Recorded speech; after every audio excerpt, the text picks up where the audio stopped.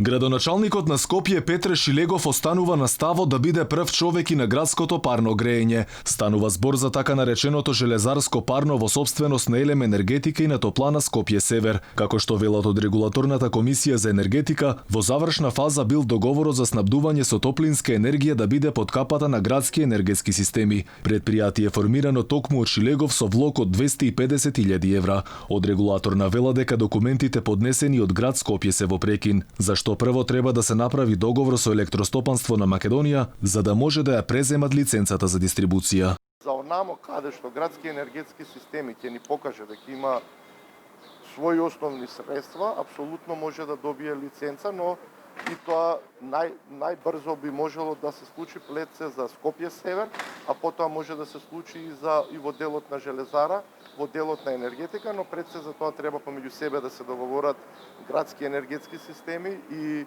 енергетика, бидејќи тоа е собственост на електрани на Северна Македонија и треба да се најде соодветен начин на кој начин тие средства би се дале на користење на градски енергетски системи.